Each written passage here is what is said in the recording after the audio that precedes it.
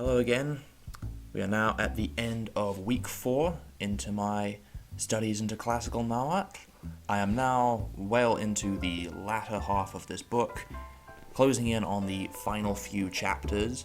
It's going quite well, but as I progress and as the chapters continue, they become increasingly more geared towards very fine, very particular points of grammar that, although interesting, don't serve me very much purpose in more practical matters of actually reading and translating texts.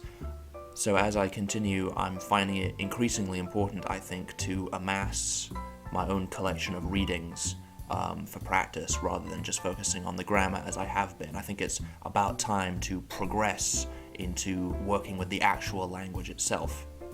Now, this book does actually have a fair number of texts in it as well, including some fairly lengthy ones, which is good.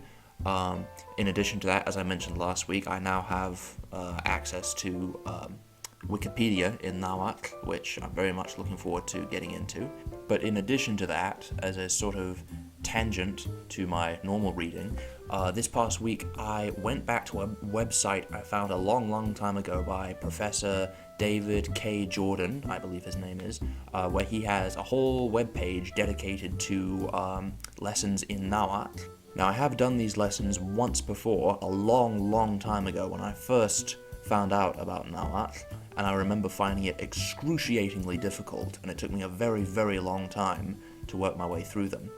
But now I'm quite pleased to report that going back and doing them for a second time with all the research I've been doing since then, it was a real breeze going through them again. It was all very straightforward, which I'm glad to see.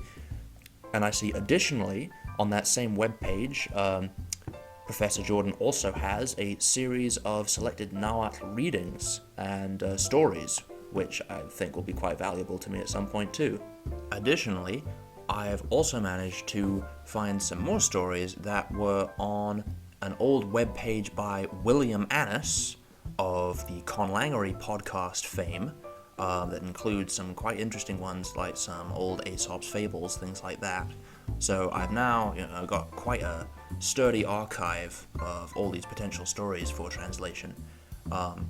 So as I move forward, I think I will spend most of this coming week really starting to make headway into that area of actually translating meaningful content, which I'm quite looking forward to, and we'll see how that goes. So other than that, not very much to report for this week, so stay tuned and I will catch up with you next week. So thanks very much, guys.